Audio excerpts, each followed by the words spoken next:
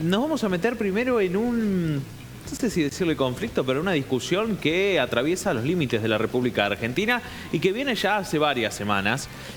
Podríamos trazar algunos paralelismos cuando el presidente Javier Milei se enfrentó en diálogos y en declaraciones a el presidente de España, a Sánchez. ¿Y por qué cito estos paralelismos? Porque tanto Sánchez como Lula da Silva, que es el actual presidente de Brasil, tuvieron un rol protagónico en el último tramo de la campaña presidencial del año pasado, ambos abiertamente acompañando la figura de Sergio Massa, y hay algo que parece que a Javier Milei le ha molestado de eso, que era el candidato que finalmente salió triunfante, porque tiene una discusión casi, no te diría diario, pero todas las semanas por algún tema con estos mandatarios. Y hay algunas relaciones que son intrapaíses que se empiezan a ver afectadas por esta situación. Y de alguna manera también, no al punto de romper relaciones, pero tengamos en cuenta que con Estados Unidos, podemos nombrar otros países, con Estados Unidos también, ahí al borde con lo que pasó con China en su momento, que estábamos cortando clavo con lo que ocurría, y con Estados Unidos, digamos, él esbozando su posición a favor de Donald Trump, pero hay otro presidente en funciones. Claro, sí, que es el presidente que está buscando la reelección contra Trump. Digo, por eso. Cité estos dos ejemplos para unirlos en esa campaña electoral, pero hay más. Digo, se cruzó con el presidente de Chile, lo que está pasando en Bolivia, hubo declaraciones en esta jornada bastante polémicas por parte de la oficina del presidente electo. Digo, está pasando mucho en materia internacional. La semana pasada, a Lula da Silva le preguntan en una nota sobre Javier Milei. Él dice que Milei le tendría que pedir disculpas, al menos por algunas situaciones que se habían vivido.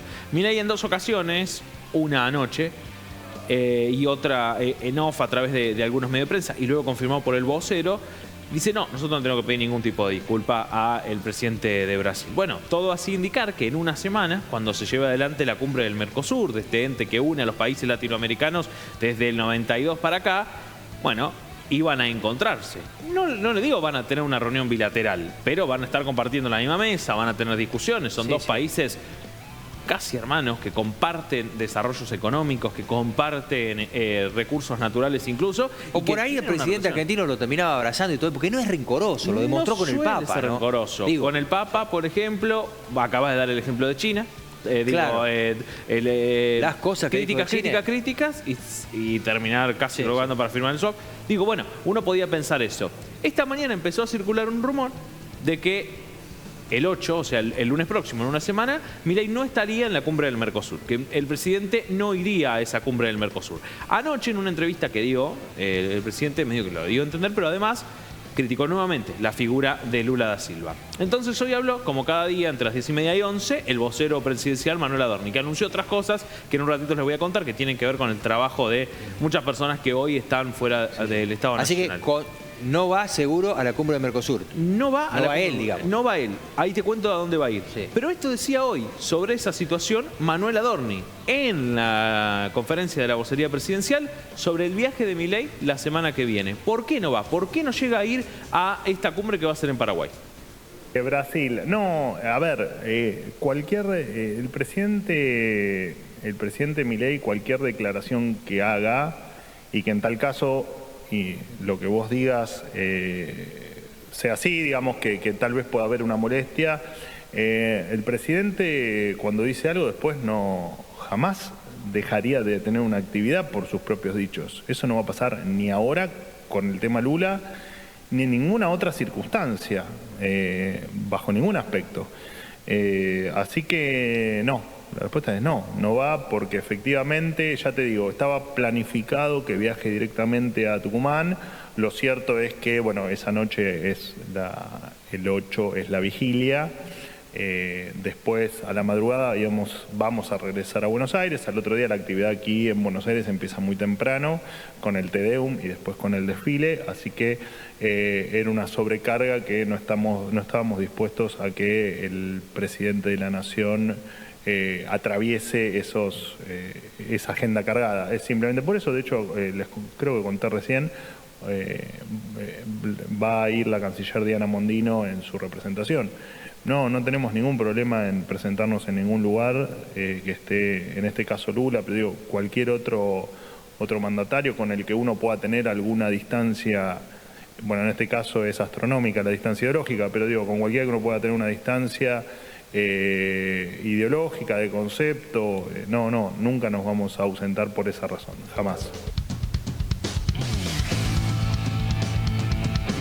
Cuando se creó el Mercosur, para acá han pasado muchos gobiernos. Ha habido momentos donde los países de Latinoamérica seguían, y de hecho ahí surge después UNASUR, se quiere más cercanos en el tiempo, no tan cercanos, cuando se pone a ver, ya pasaron varios años, donde los países latinoamericanos, a veces coincidiendo más en sus ideologías políticas, o en realidad la ideología de quienes estén conduciendo en esos momentos, tuvieron algunas cercanías. Pero hay algo que no se puede negar, que es la importancia del mercado común del sur, del Mercosur. Ahí Adorni decía, bueno, va a estar complicado el presidente porque tiene los actos del 9 de julio. Veremos si finalmente ese 9 de julio es el día de la firma del Pacto de Mayo en julio, o no lo es. La próxima semana, vigilia, no queríamos exponer al presidente a viajar y demás. Va a viajar Mondino, finalmente. Bueno, pero él tiene un viaje a Brasil. Tiene un viaje a Brasil, porque este va a ser en Paraguay. Va a ser el martes. Sí. Ahora, el fin de semana no va a poder viajar el lunes para que no se le complique los actos oficiales del martes, dijo Adorni. El fin de semana sí va a ir a Brasil. ¿Y con quién se va a juntar? Se va a juntar con un expresidente de Brasil. Va a estar compartiendo, son 2 jornadas de un evento que hay en Camboriú, en Brasil, con Bolsonaro. Buah, sopla el fuego.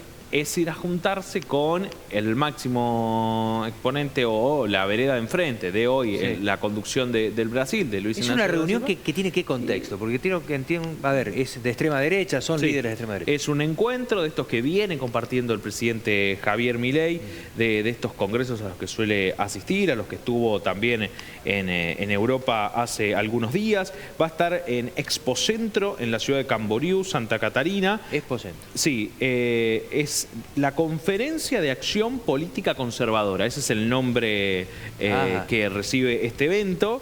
Va a ser, como le decía, un día antes de la cumbre del Mercosur, que es el 8 y que es en Paraguay, pero Brasil sí, pero sí va a poder viajar el presidente Javier Milei a participar de esto. Uno entiende que siempre en rol de presidente, aunque va a ser un evento más de corte partidario, el que va a estar participando Javier Milei en este gobierno que tiene estas relaciones con los países vecinos, pero también con el exterior en su conjunto. No me quería ir, Héctor, antes sin decir otra de las cuestiones que pasó en las últimas horas, porque hoy Adorni confirmó, entre otras cuestiones, el cese de, como la conocemos, la agencia TELAM, de actividades allí en la vocería presidencial. Recordemos que algunas funciones la va a absorber el propio vocero presidencial, de la Secretaría de Comunicación, que está bajo su ala, donde algunos trabajadores de prensa que han quedado dentro de TELAM, según se dijo hoy desde el Gobierno Nacional, van a ser reubicados en medios públicos y o terceros, dice comunicado oficial, eso es poco entendible, y la agencia se va a transformar en un espacio destinado a una agencia de publicidad que va a regular la publicidad del Estado Nacional.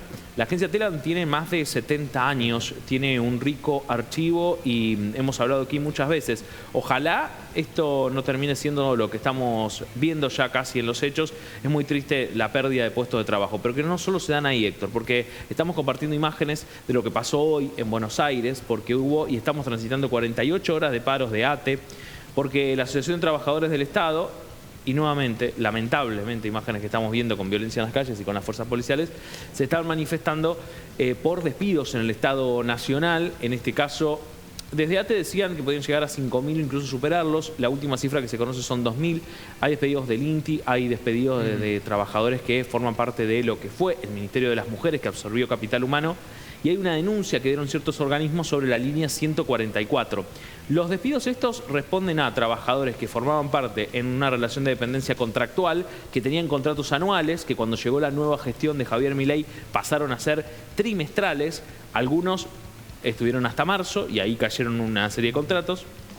Otros estuvieron incluso de diciembre a marzo, y otros, bueno, se extendió finalmente a esta mitad del año. En ese contexto, hay trabajadores. Primero se hablaba esta mañana de 700, ahora el número que está rondando es 2.000, pero desde las asociaciones dicen que podrían llegar a ser cerca de 5.000 o algunos más. La diferencia es grande. Es grande, veremos 5.000. De todas maneras, el número estamos hablando de familias. De familias, de personas que se quedan sin trabajo. Y que a futuro va a ser un problema para el Estado argentino también, porque luego, porque hay gente que ya tiene muchos años de trabajo, más allá de lo contractual, tiene muchos años de trabajo, y esto va a generar una andanada de juicios que va a tener que pagar el Estado argentino, no a la corta, pero sí a la larga. Sí, y hay una situación. Ahí las organizaciones estaban denunciando, estos despidos se dieron entre el viernes a la noche, cuando estaba hablando Caputo, en realidad tardecita, donde hay organizaciones que están denunciando el vaciamiento de la línea 144, y también hoy salió Estela de Carlotto, de Abuela de Plaza de Mayo, hablando de los organismos que están destinados del Estado a la búsqueda de nietos y nietas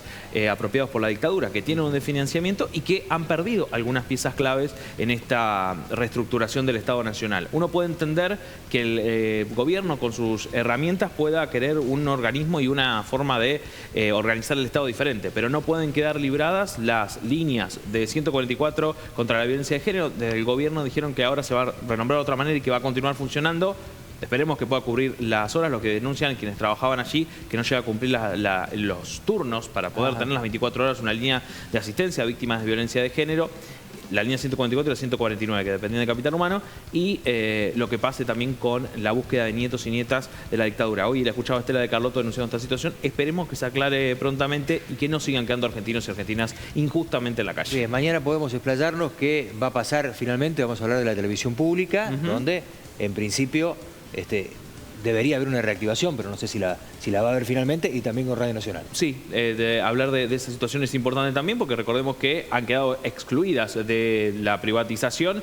Ayer el presidente en una entrevista dijo que quedan varias más. De hecho, habló de una ley que puede llegar ahora con Sturzenegger al gobierno y que puede ser bastante amplia. Aviador me dijo que puede tener hasta 150.000 artículos, un poco bromeándose y embofándose allí de los periodistas en la carpa de prensa. Gracias, Gaby. Por favor.